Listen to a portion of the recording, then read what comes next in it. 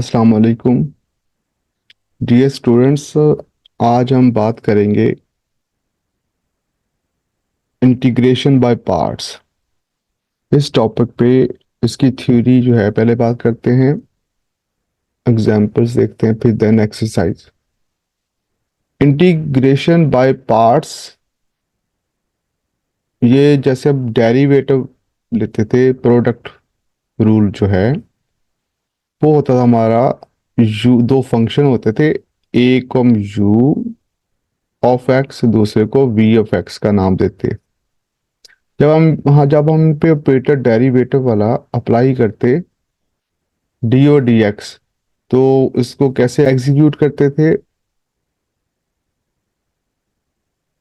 हम कहते थे कि first function as it is, second का डेरिवेटिव, फिर plus second function as it is और फर्स्ट का डेरिवेटिव।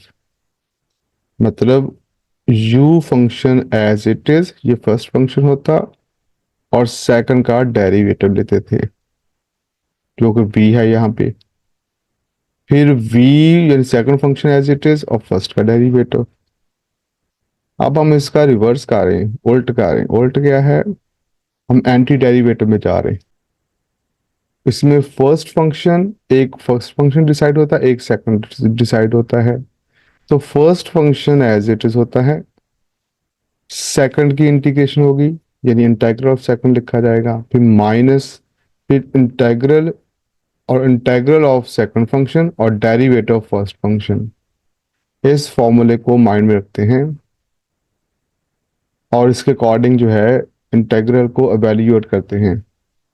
जो इसका मेन पॉइंट है, जो इसका सबसे इंपॉर्टेंट है, वो ये है कि किसको फर्स्ट फंक्शन लिखना और किसको सेकंड, यानी ये आपने चूज जो करना होता है, ये सही करते हैं कि किसकी इंटीग्रेशन आप इजीली कर सकते हैं और किसका डेरिवेटिव जो है आप वो बता सकते हैं। तो इसके अकॉर्डिंग फर्स्ट फंक्शन जो है और सेकंड फंक्शन की जो सिलेक्शन है, तो उसके लिए एक्रोनिम जो होता है ILATE, आइलेट जो है, ये किस तरह से फंक्शन को पिकिंग में हमारी हेल्प करता है। इसमें अगर हम आई की बात करें, तो बेसिकली आई जो है वो वो इनवर्स ट्रिग्नोमेट्रिक फंक्शंस होते हैं, जैसे कि साइन इनवर्स हो, या कह लें कॉज इनवर्स हो, या कह लें टेन इनवर्स हो। ऐसे फंक्शंस को नाम देते हैं आई इनवर्स ट्रिग्नोमेट्रिक फंक्शंस। तो आई फर्स्ट ऑफ ऑल जो प्रायोरिटी होती है, अगर आई है तो उसको आप फर्स्ट फंक्शन के तौर पे लिख लेते होते हैं। इसमें साइन इनवर्स यानी आर्क साइन, ऐसे ही कॉज इनवर्स, आर्क कॉज, या टेंजेंट इनवर्स, इस तरह के फंक्शंस को इनवर्स और ट्रिग्नोमेट्रिक फंक्शंस ये पहली प्रायोरिटी में आएंगे। अगर ये नहीं है तो फिर लॉगरिथम जो है, तो यानी लॉग एक्स, ठीक है, चाहे नेचुरल है चाहे टेंथ बेस वाला, तो आप उसको भी लॉग एक्स या एल एन एक्स, ठीक है। ऐसे अलजेब्रिक फंक्शंस वगैरह होते हैं, और उसके बाद फिर ट्रिग्नोमेट्रिक फंक्शंस होते हैं, और फाइनली एक्सपोनेंशियल फंक्शन होते हैं। अलजेब्रिक जो है फंक्शंस की एग्जांपल एक्स एक्स के, two x cube and so on, ठीक है ना। ऐसे ही जो ट्रिग्नोमेट्रिक फंक्शंस हैं वो साइन कॉस टेन वगैरह, और एक्सपोनेंशियल जो है वो e power x, e power two x and so on, ठीक है ना। इस एक्रोनिम के साथ आप बड़े आराम से फर्स्ट फंक्शन की जो पिकिंग है, जो सिलेक्शन है, वो आप कर सकते हैं, और आपको इंटीग्रेट करना आसान हो जाता है, ठीक है, राइट। तो चलें हम इसकी एग्जांपल्स पे आते हैं।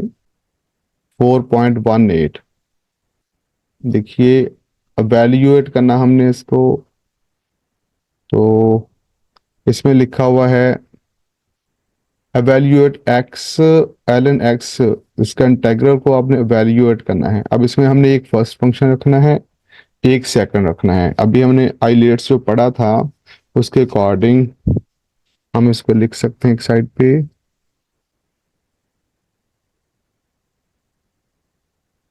इनवर्स ट्रिग्नोमेट्रिक फंक्शन आई उसके बाद हमारे पास लॉगरिथम वाला था, उसको एल से ज़ाहिर किया था। उसके साथ जो है वो हमारे पास अलजब्रिक था, उसको ए से हमने एक्रोनिम में मेंशन किया हुआ। और उसके बाद फिर ट्रिग्नोमेट्रिक फंक्शन है, उसको टी से ज़ाहिर कर लेते हैं। और उसके बाद जो है एक्सपोनेंशियल फंक्शन है, वो ई से ज़ाहिर कर लिया जाएगा। तो ये जो हाईलाइट है, इसमें देखिए अब हमारे पास एक एक्स है जो कि अलजेब्रिक है, एल एन एक्स है जो लॉग वाला है। तो सबसे पहले कौन सी प्रायोरिटी में एल पहले लिखा हुआ है, ए बाद में। देखिए लॉगरिथम वाला पहले है, जो अलजेब्रिक और बाद में है। तो इसका मतलब ये हुआ कि हम एल एन एक्स को फर्स्ट फंक्शन ले लेते हैं, और एक्स को यानी अलजेब्रिक जो है फंक्शन को हम लोग, यानी एक्स जो है अलजेब्रिक फंक्शन को हम लोग सेकंड फंक्शन ले लेते हैं। अब वो फॉर्मूला क्या था कि जो हमारे पास first function as it is, यानी फर्स्ट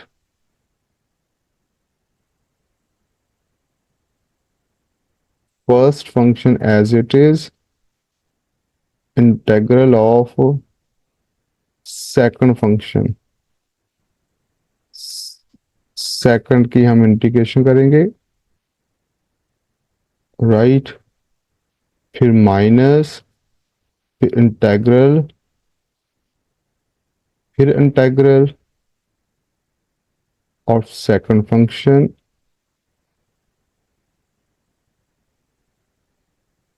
और डेरिवेटिव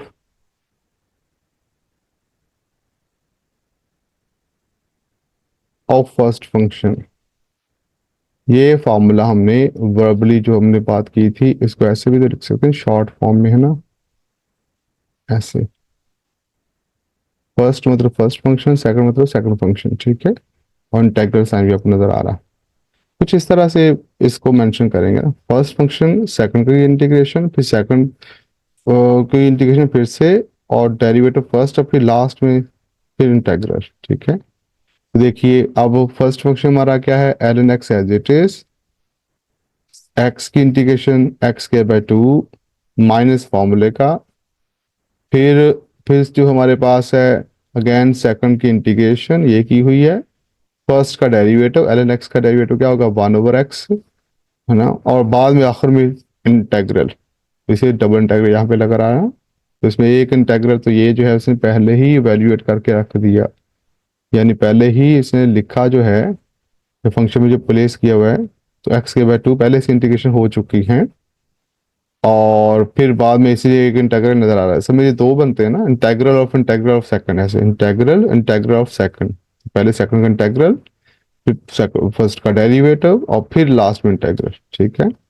इसके अकॉर्डिंग आपने पूरी एक्सरसाइज करनी है बिल्कुल इस टेक्निक के साथ। कहीं कहीं भी मे भी ऐसा क्वेश्चन है जिसमें सब्स्टिट्यूशन करनी पड़ जाए, यस वो करके, लेकिन एंड ऑफ द डे करना ही आपने आखिर में ऐसे ही होता है, ठीक है। अगर फंक्शन कुछ ऐसा हो जो रिपीट हो रहा, तो उसमें दो दो दफा भी करना पड़ सकता है, प्रोडक्ट फॉर्म में है। तो उसके बाद जस्ट फिर इसके बाद आपको इसमें से टू जो है बाहर ले आए, और एक्स एक एक्स कैंसिल करें, तो ये एक्स एक्स रह जाएगा ऊपर। आप इसका एक्स की आराम से इंटीग्रेशन कर सकते हैं, लास्ट स्टेप ये एज इट इज लिखा जाएगा, इसका कोई इशू नहीं है, इसे रीअरेंज किया हुआ है, ठीक है। और आखिर में कांस्टेंट इंटीग्रेशन जो है वो प्लेस कर दें जैसे इंटीग्रेशन कंप्लीट होगी, ठीक है। चलें जी एग्जाम्पल नंबर टू पे देख बात करते हैं। एग्जाम्पल नंबर जो इसकी सेकंड है, उसमें एक्स और ई पर ए एक्स दिया हुआ है।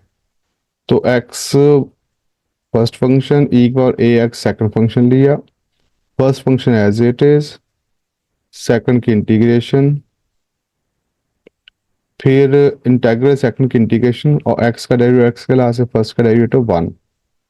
तो इसको सॉल्व कर, वन पर ए कांस्टेंट है उसको बाहर लिए, तो फिर इंटीग्रल की इंटीग्रेशन यही दोबारा से एग्जीक्यूट हो जाएगी जो पहले निकाली है। तो ये कांस्टेंट इंटीग्रेशन प्लेस कर दें, आपके जो है क्वेश्चन की इंटीग्रेशन एवेल्युएट हो जाएगी।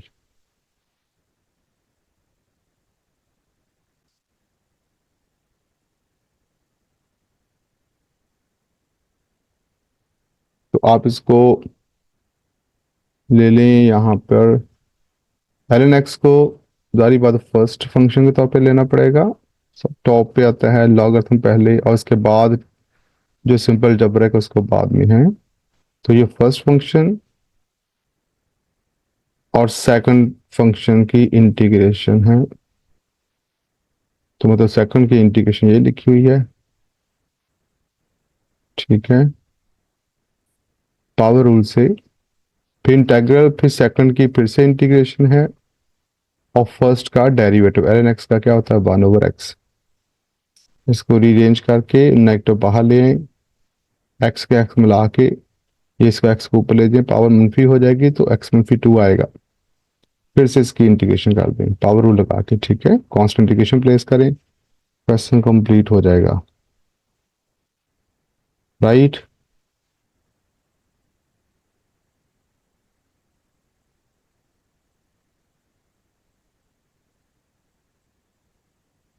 देखिए कंप्लीट हो चुका क्वेश्चन। इसके बाद कुछ कॉमन है, 1/x कॉमन लिया हुआ, ln x प्लस 1 + c आ चुका।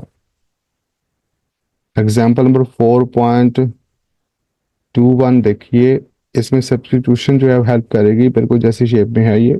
तो x की जजर को हम लोग फर्ज कर लेते हैं t के बराबर। जब दोनों तरफ स्केल लेंगे तो x equal to t square हो जाएगा। जब इसका डेरिवेटिव लेंगे तो इसका dx आएगा, इधर से हमारे पास x का 1 आएगा ना, इसका x का 1 आना, x के लिहाज से डिफ्रेंशिएट करें इज इक्वल आना, और 2t आएगा x के लिहाज से टी स्केयर का, और फिर लिखा जाएगा डी टी, टी का डेरिवेटिव किसके लिहाज से कर रहे हैं x के लिहाज से, तो डी एक्स इधर आ जाएगा। अब जो लास्ट लेक्चर में किया था हमने, तो ये इसको इधर ले आए, राइट, तो ये बन जाएगा। इनको सब्स्टिट्यूट कर दें वैल्यूज को। अब इसको थोड़ा सिंप्लीफाई कर लें, टी से टी मिलाएं, 2 बाहर ले आए, तो ये आ चुका। अब देखिए फिर से ट्रिग्नोमेट्रिक जो है पहले आ चुके हैं, ठीक है ना, फंक्शन हमारे पास, और अलजब्रिक है, टी यानी अलजब्रिक भी है, कॉज ऑफ टी भी है। तो इसके जो हमने पढ़ा था, तो उसमें अब जो अलजब्रिक है वो पहले आता है ना, जो वर्ड था लेट वाला, आई लेट वाला,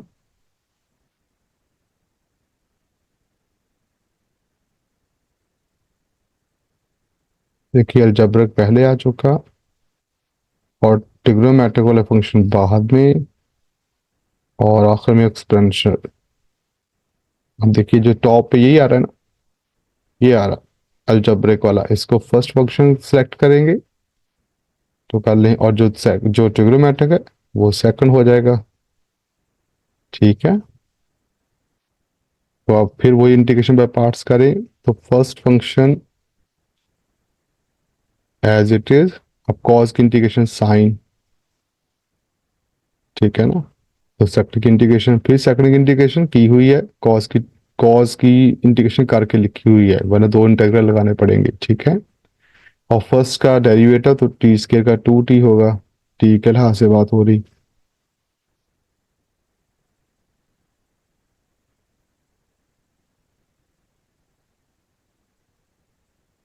राइट।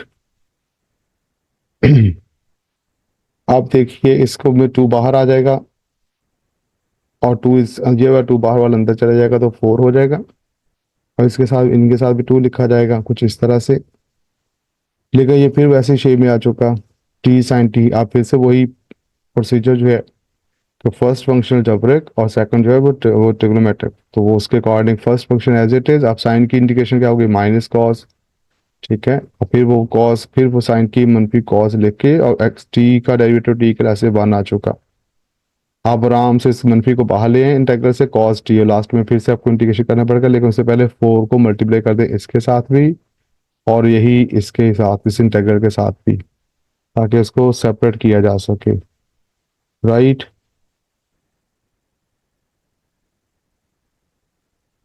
हम इसको चेक कर लेते हैं, ये देखिए, ठीक है, जब इस मनफी को बाहर लेके आएंगे तो प्लस हो जाएगा, और 4 को अंदर ले जाएं, इनके साथ भी मेंशन करें, 4t cos t, और इस इंटेग्रल के साथ भी मेंशन करें, राइट, मल्टीप्लाई करेंगे ना इसको। तो cos t जो है इसकी इंटीग्रेशन sin t आ जाएगी, प्लस कांस्टेंट इंटीग्रेशन c आ जाएगा।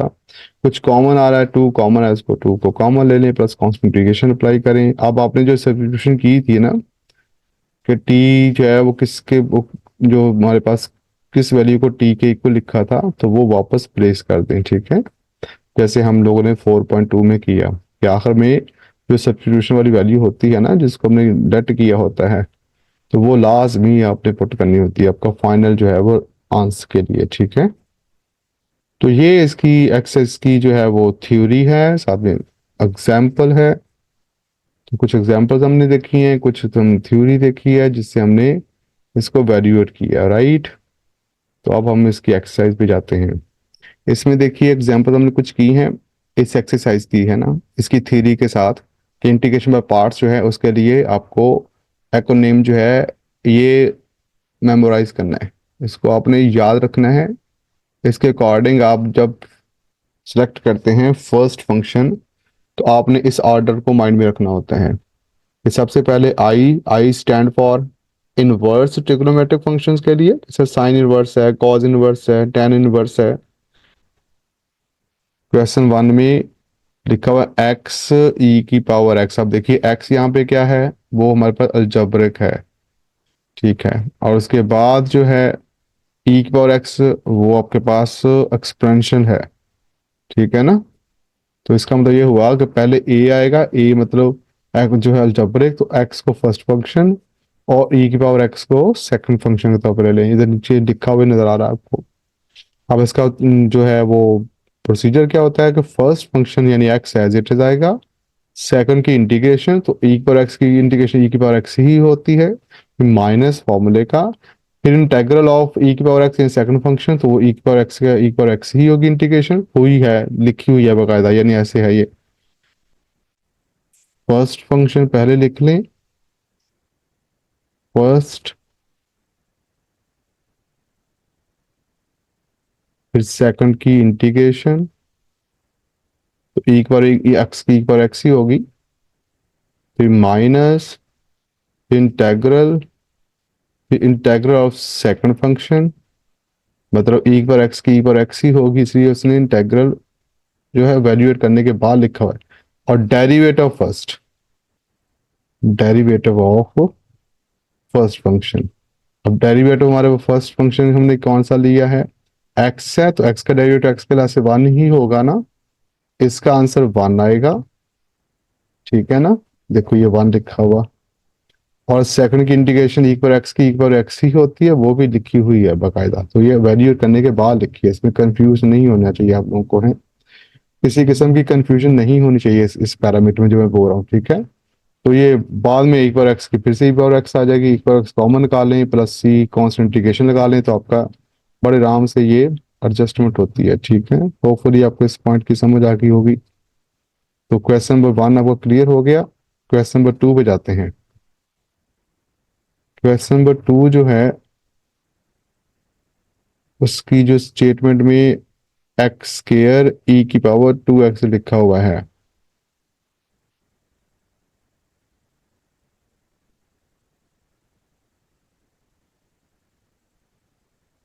राइट, देखिए।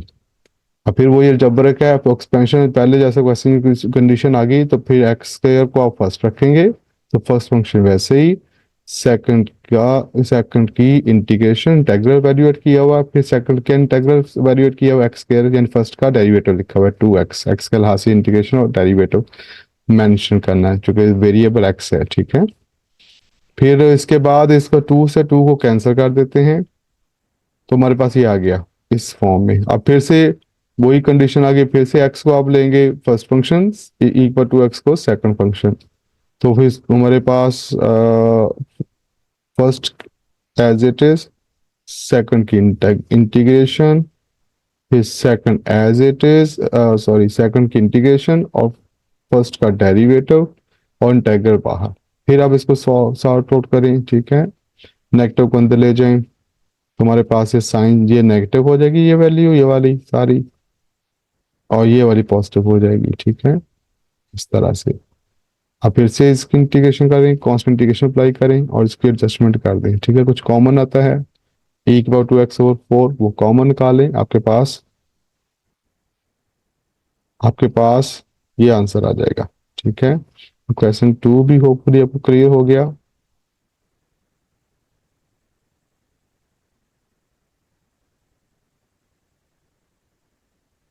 आप क्वेश्चन नंबर 3 पे चलते हैं। क्वेश्चन 3 जो है ln x dx है। अब देखिए फिर से लॉग पहले आ चुका, और इधर कुछ और तो है ही नहीं, तो फिर इसके लिए क्या करें भाई, इसके लिए हम 1 अप्लाई कर दें, क्योंकि 1 तो होते हैं जहाँ पे कुछ ना वहाँ 1 तो होगा, तो इसलिए फिर हम 1 को सेकंड फंक्शन रख लेते हैं और ln x को फर्स्ट है। अब इजीली आप इसको सॉल्व कर सकते हैं। ln x in first function as it is, second की इंटीग्रेशन, 1 की इंटीग्रेशन क्या होगी, x के से x आएगी ना, ठीक है ना। इसकी इंटीग्रेशन क्या थी भला, याद आया कुछ, यहाँ पे 1 है तो फिर x आ जाएगी, अगर t क्लास होगा तो t आ जाएगा, और डेरिवेटिव log x का 1 over x आ गया, x से x क्या होगा, कैंसिल हो जाएगा, ठीक है। फिर dx आ गया, अभी मैंने आपको बताया dx की इंटीग्रेशन क्या है, x है, तो ये लिखी हुई, प्लस कॉन्स्टेंट इंटीग्रेशन c भी मेंशन है। क्वेश्चन क्लियर हो गया। अब x स्क्वायर ln x फिर से वैसे ही है, प्रीवियस जो हम पढ़े थे, ठीक है। अब इसके अंदर देखिए, ये first function as it is, second की इंटीग्रेशन, फिर सेकंड की इंटीग्रेशन, इंटीग्रल ऑफ फर्स्ट का डेरिवेटिव, फिर इसको इसको क्यूब है, ये x कट गया, स्केयर बचेगा, इसकी पावर है ना, और 3 को बाहर ले आए, कुछ इस तरह से हो जाएगा। अब आप इसकी इंटीग्रेशन अप्लाई कर दें, कांस्टेंट इंटीग्रेशन c लिख लें, और आपका आंसर आ जाएगा ये वाला। कुछ कॉमन आता है तो निकाल लें, x³/3 आई थिंक कॉमन आएगा, वो ले लें। तो क्वेश्चन जो है 4 भी क्लियर हो रहा है।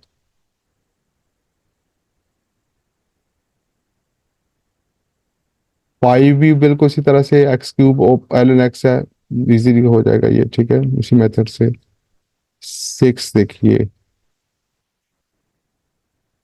6 जो है उसमें x4 ln x लिखा हुआ है, तो ये फिर जाहिर बात है, फिर से वही first function ln x, x4 की इंटीग्रेशन, 5/5 पावर रूल लगा हुआ है, फिर x के 4 की पावर जो है, इसकी इंटीग्रेशन 5/5 आ जाएगा ना x के साथ, और ln x का डेरिवेटिव लाइक, इसको वैल्यू करें x5, इससे एक x वैल्यू कट जाएगी, तो मतलब x4 आ जाएगा, तो फिर इसको अप्लाई करें, एंड पे फिर वहीं पे पहुंच गए।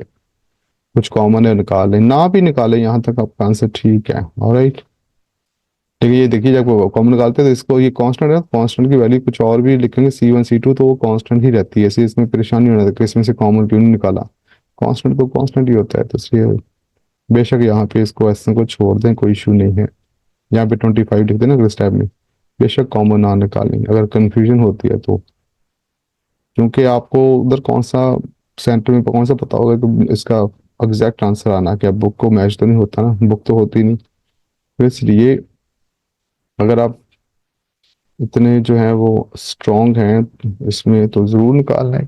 लेकिन ये ना हो कि फिर C1 C2 के साथ कोई गड़बड़ कर दें, ये कांस्टेंट ही होते हैं, निकालेंगे भी तो इसको नए कांस्टेंट का नाम देना पड़ेगा, तो इसलिए इसमें केयरफुल रहना आपने। अच्छा, क्वेश्चन 7 देख लें। एक्स अब फंक्शन ट्रिग्नोमेट्रिक आ गए हैं, और अलजबरे को फिर हम प्रेफरेंस देंगे पहले, ठीक है, आइलेट के अकॉर्डिंग। उसमें फिर एक्स हमारे पास फर्स्ट फंक्शन एक्स के वैसे ही, साइन की इंटीग्रेशन कॉस, इस कोसाइन की इंटीग्रेशन सेकंड की कॉस, और एक्स स्क्वायर का डेरिवेटिव 2x। इसको एडजस्ट करें, अब आप आ चुके फिर से ट्रिग्नोमेट्रिक अलजेब्रिक में, फिर वही काम करेंगे अगेन, कॉस की इंटीग्रेशन साइन सेकंड की, और फिर कॉस की साइन, और एक्स का डेरिवेटिव 1। ऐसा खत्म हो जाता है, कितना इजी हो गया, आप देखें इसका बस इसकी इंटीग्रेशन इंटीग्रल को वैल्यूएट करने की जरूरत है, बाकी सारा अरेंज हो चुका। तो यहाँ तक आपका आंसर आ चुका है। ठीक है, इसकी बेशक इसकी जरूरत नहीं है ना लिखें तो खैर है। ठीक है ना, चल जाएगा। इसके बगैर भी आपका ये आंसर इतना लिखना लाजमी नहीं है, आप इतना लिख के छोड़ सकते हैं।